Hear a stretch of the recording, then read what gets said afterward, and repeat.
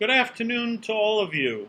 I'm David Ball, speaking to you from my apartment, which doubles as an office in Brooklyn, New York. You're going to pardon the mess that you see around you.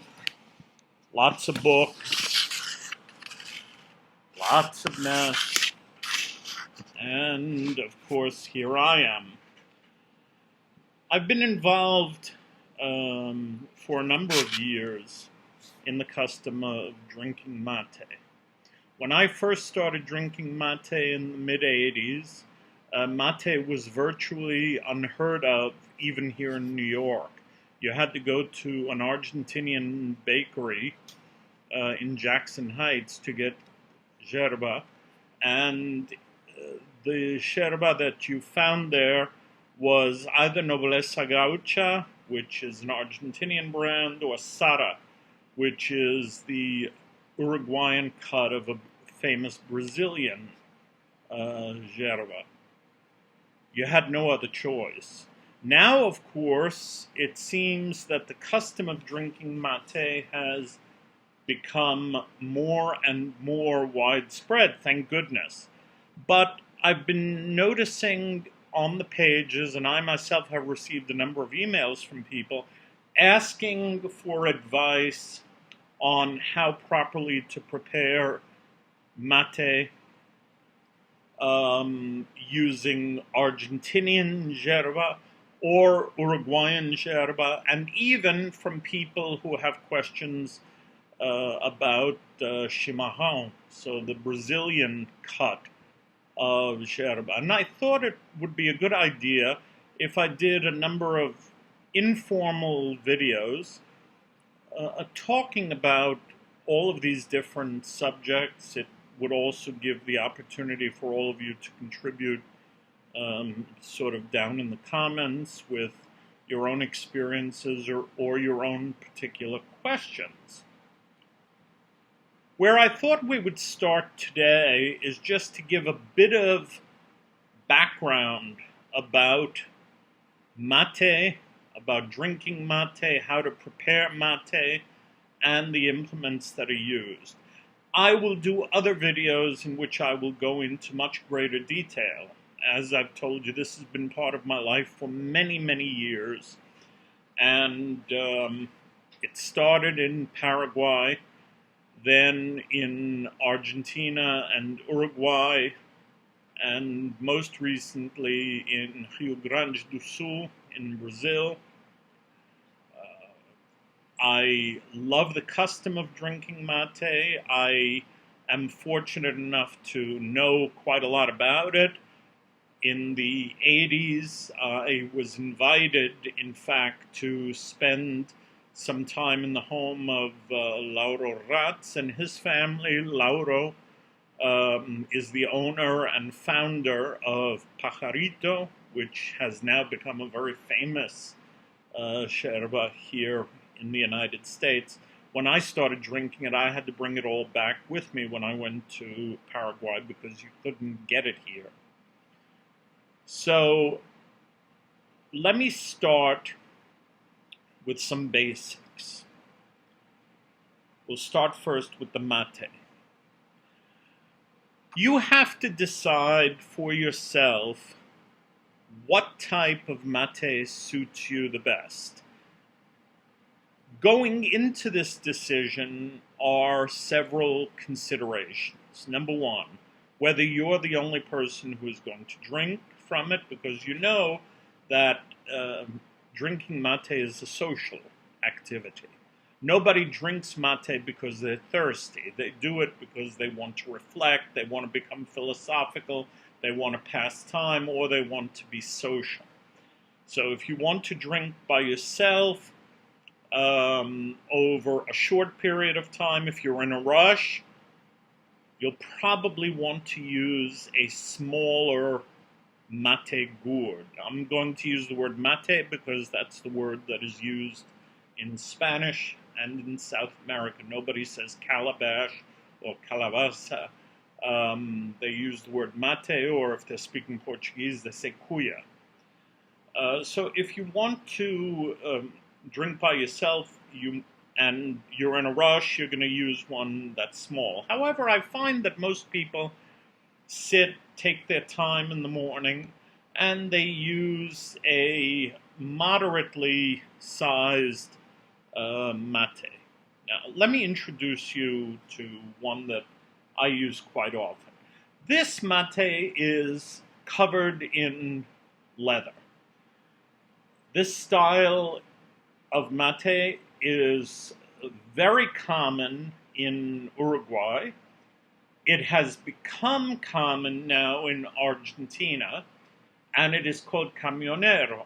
Camionero is a truck driver in Spanish, and the reason they call it truck driver is because the person driving the truck over long distances can hold his mate and pour water from the thermos into it without risking spilling the hot water on himself, because it has a very wide mouth. Now, you're going to look inside this very well-cured mate.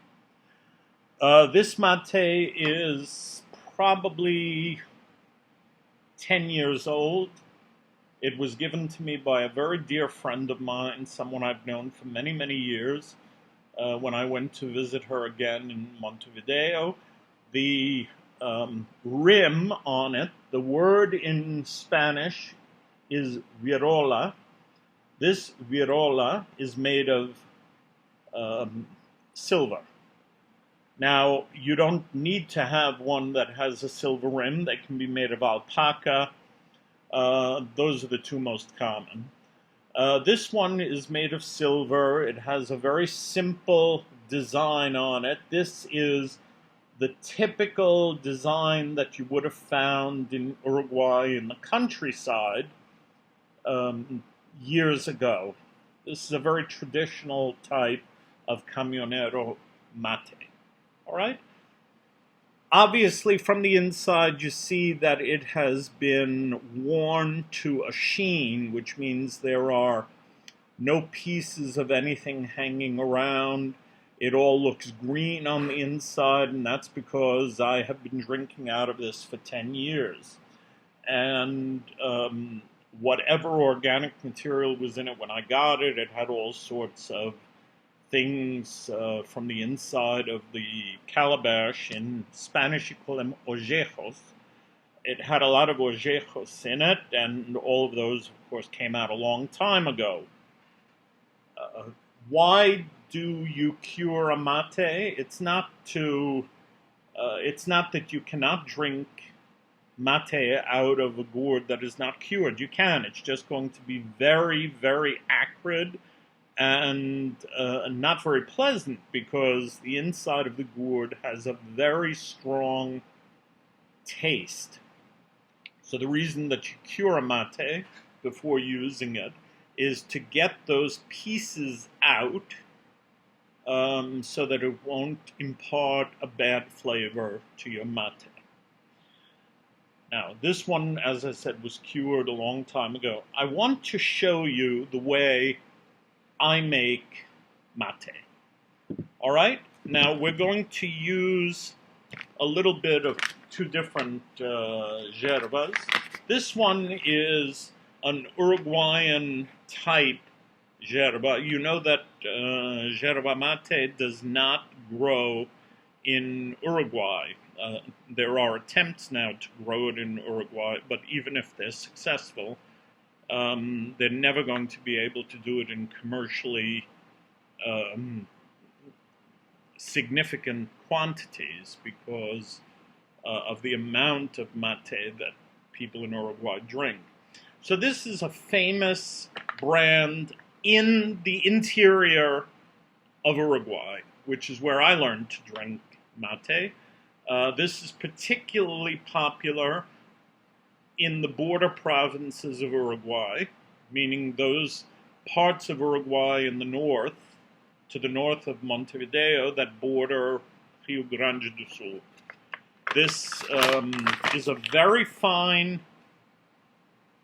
yerba, not as fine as the typical Brazilian ones, but it has no palo. and it's very fine. I want to show it to you, what it looks like, okay? You see, very, very fine. Lots of powder, okay, if you can see it. Now, I'm also going to put some Rosamonte Especial, Selección Especial. Rosamonte is regarded now as one of the best commercial brands available, particularly the Selección Especial.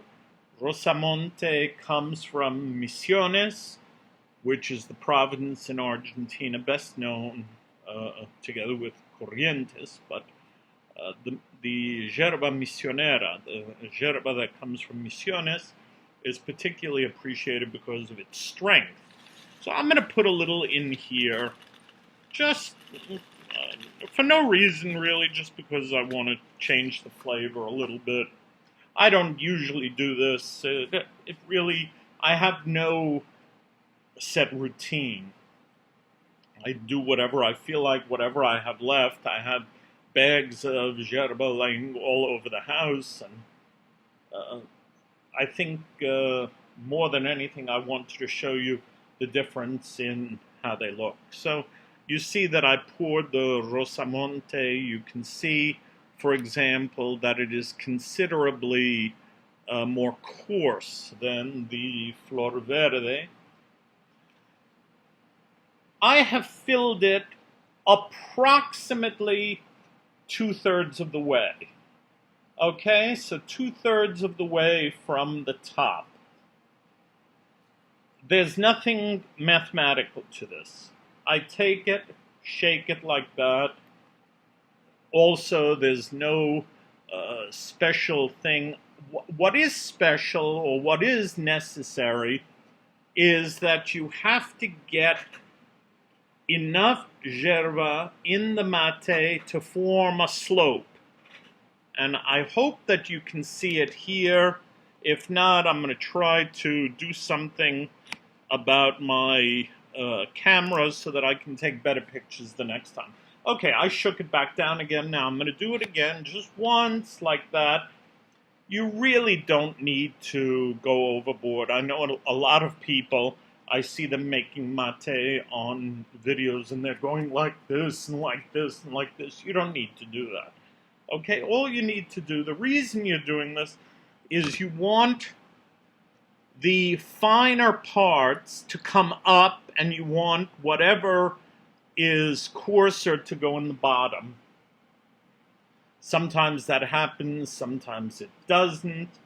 It really doesn't matter. Once you become used to making mate, it will come as second nature. Now look at that. Nice, huh? Now I want to show you what I'm going to do. A lot of people say you have to pour cold water in first. That is a fallacy. Okay, in the countryside, nobody, and I mean nobody, no gaucho, no person that I have ever met in Uruguay or Argentina pours cold water in first. Now, there is a reason why people put cold water in, and that's because in Buenos Aires, which is a gorgeous city, and in Montevideo, there is a tendency among people to use water that is too hot to drink mate. Mate is not coffee, mate is not tea. The ideal temperature of the water for mate should be approximately 70 degrees Celsius, and I think that's between 140, 150 degrees Fahrenheit. So it's what you would call lukewarm. What I'm going to do, I put it in my Stanley thermos. That's the one that's regarded most highly in Uruguay right now. And I'm going to put what they call a chorrito fino, a little, sort of a fine stream of water into the bottom. Just like that, okay? I didn't put much in, I put a little bit in. Why do I do that? Okay, in In Spanish, you would say, para que se hinche la yerba y para que no se queme. Okay. So that the yerba will swell but won't burn. You wait. Don't immediately put the bombilla into the place that you have made wet.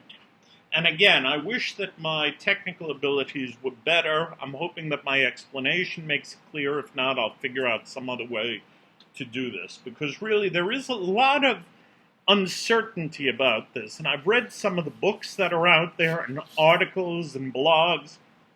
And a lot of people really don't get this right. Now, let's talk about the bombilla. I have dozens of bombillas that I've accumulated over the years. Lots and lots of them, okay?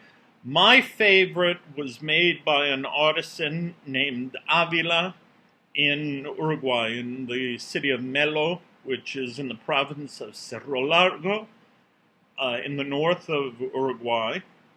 It's a beautiful area of the country, rolling hills, lots of cows, very, very friendly people. Just a wonderful place.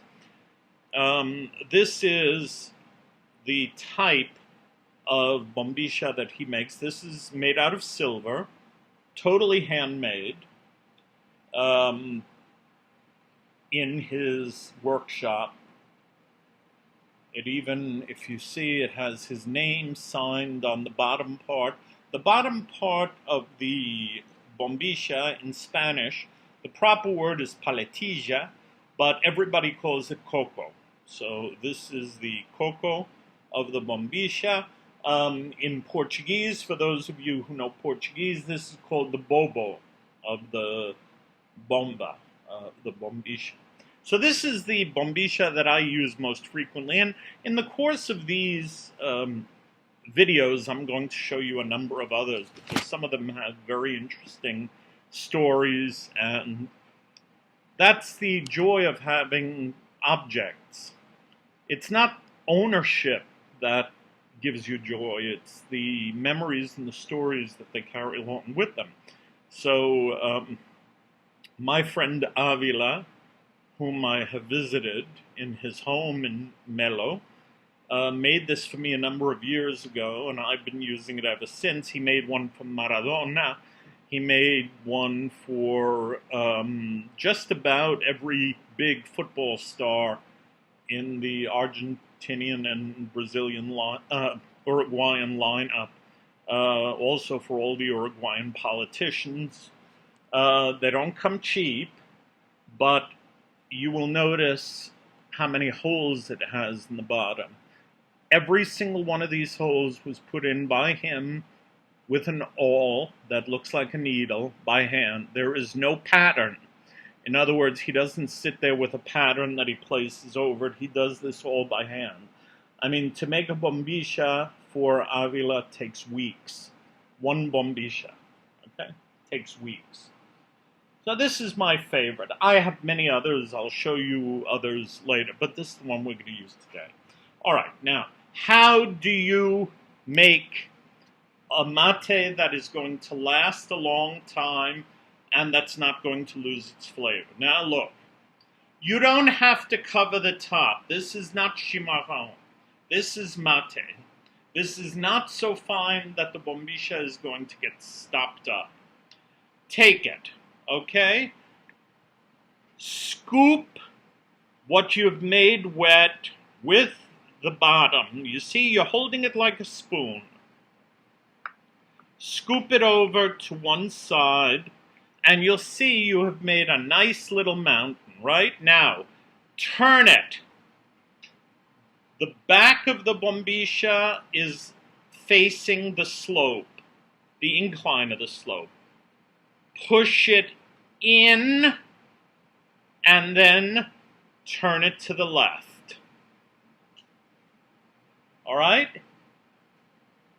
Now what you have is your bombilla will not fall out of place. See, I'm turning the mate and it's not falling. because it's actually anchored into the bottom of the moistened yerba. And then you take your water, which I actually have a thermometer. I'm not anal retentive, but I do have one just so that I make the water the temperature that I like. I put it a little bit more than 70 because once you put it in the thermos, it's going to lose a little temperature. Okay. I have now filled it, but I have not filled it completely. I want to see if I can show you.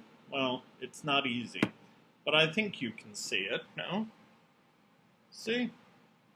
Isn't that nice? You see the foam on top.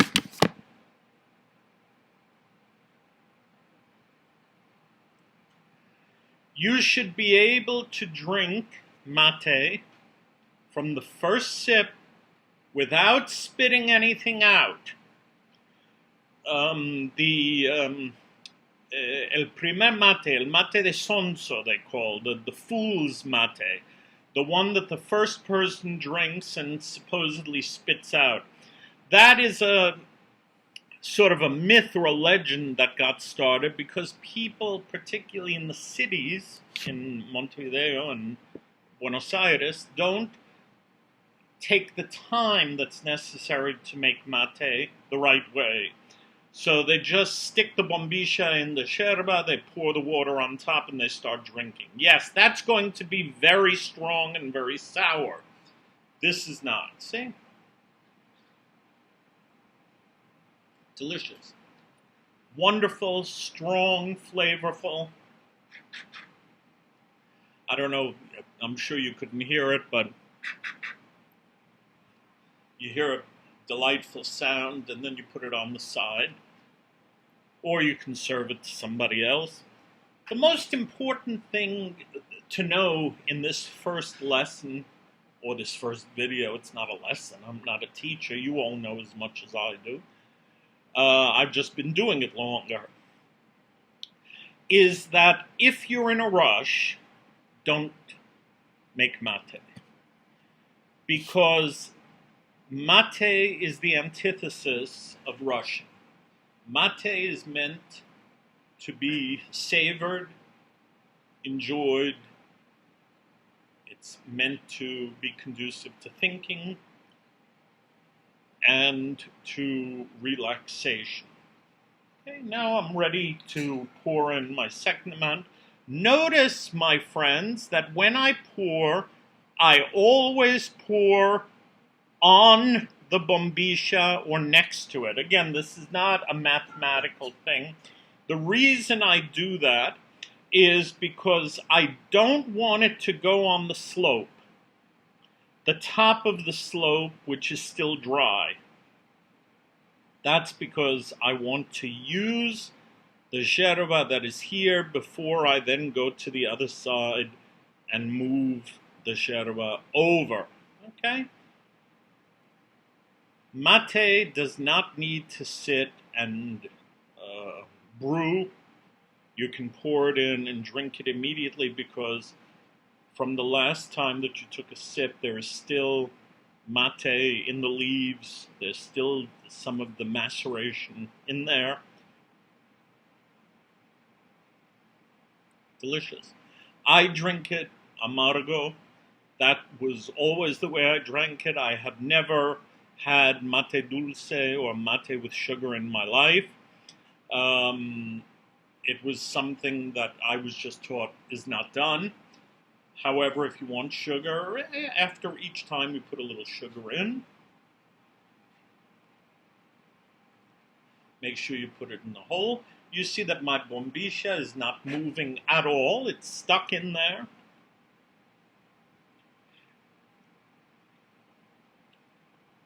Really delicious.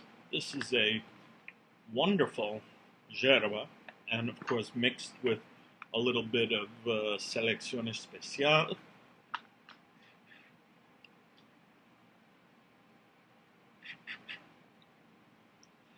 These mates that are covered with leather,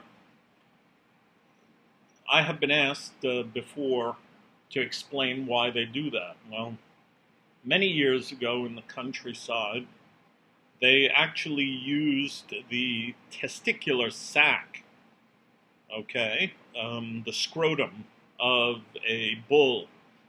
They would take it, they would, after they had removed the testicles, because those are eaten, actually, as part of the parrillada in Argentina and Uruguay. They would take the sack, they would wrap it around the mate gourd that was losing water. Let's say it had a crack on the outside. Well, obviously, if you have a very well-cured mate and it develops a crack and it's beginning to lose water, you don't want to throw it out because it has such a good flavor. It's cured. So they would wrap that on, and somehow, because of the organic nature of the scrotum, it would seal very, very tightly to the outside of the mate, and it would make it waterproof.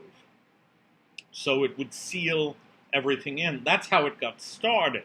Then they started using tripe, which is called mondongo. They started using that. I have one here that is covered with mondongo, actually, which I'll show you another time. And now they do it with leather.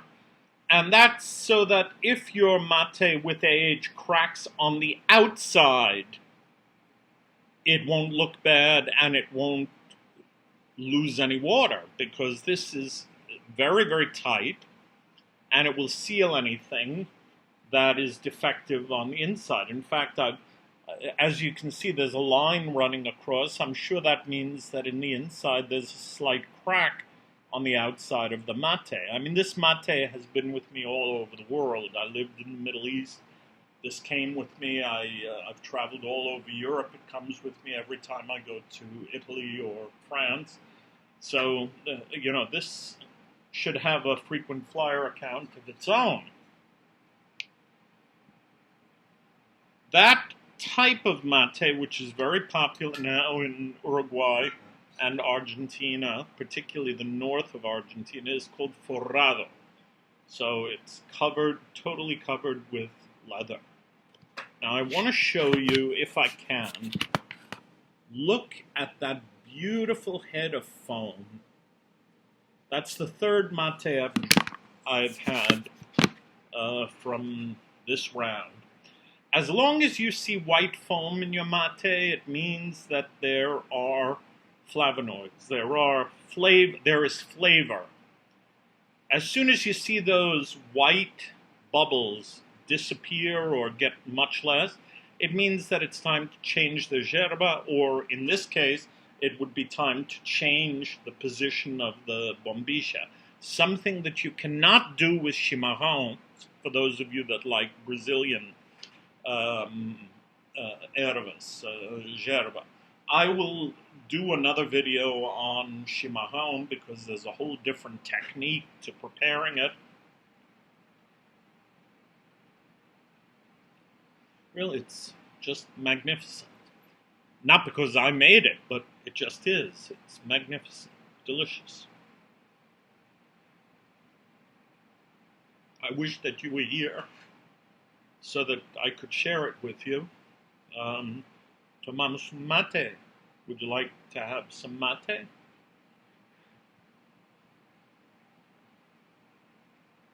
Very, very good. Very flavorful.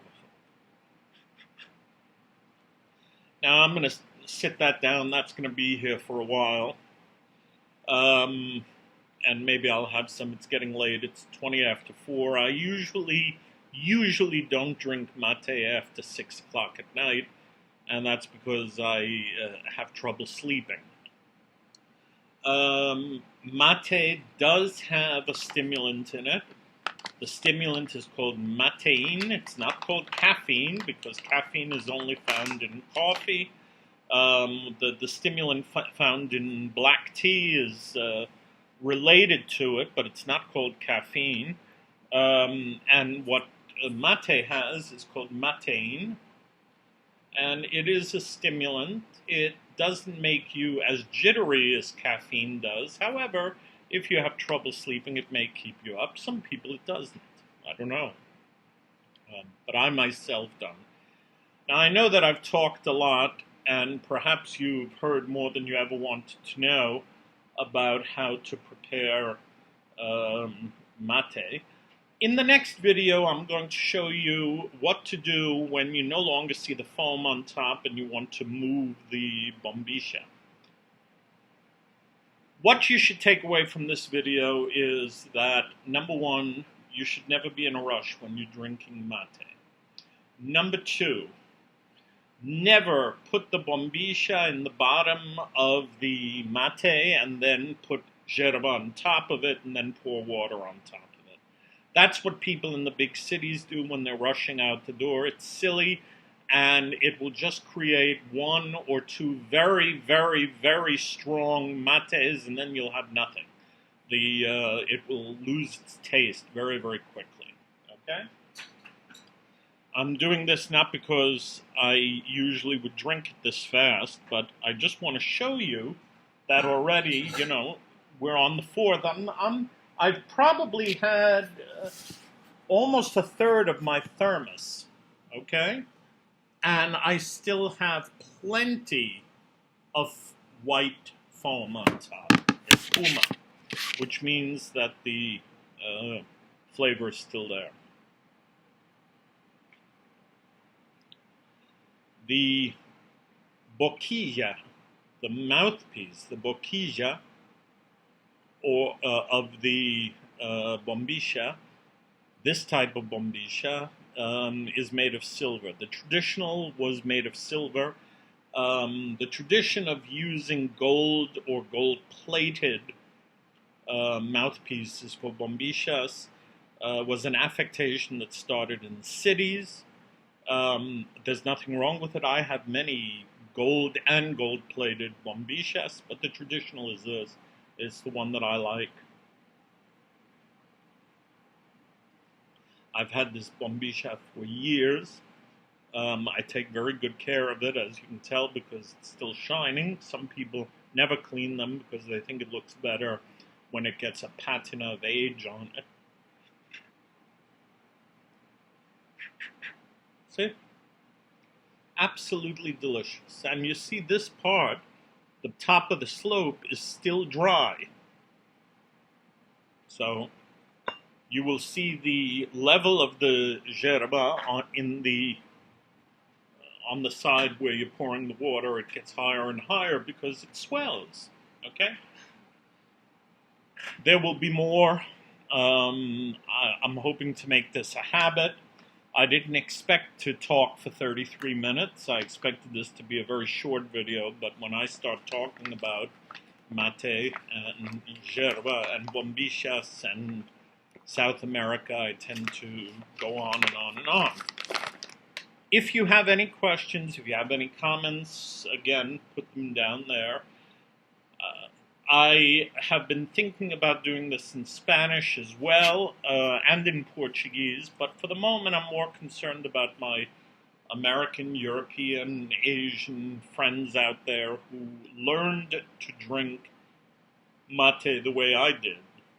I'm born here, and I learned it when I went down there. So I hope we can all learn something from one another. I certainly enjoy participating in all the communities out there. I'm very gratified that drinking mate has become so popular. And I look forward to talking with you more. Thank you. Have a beautiful evening.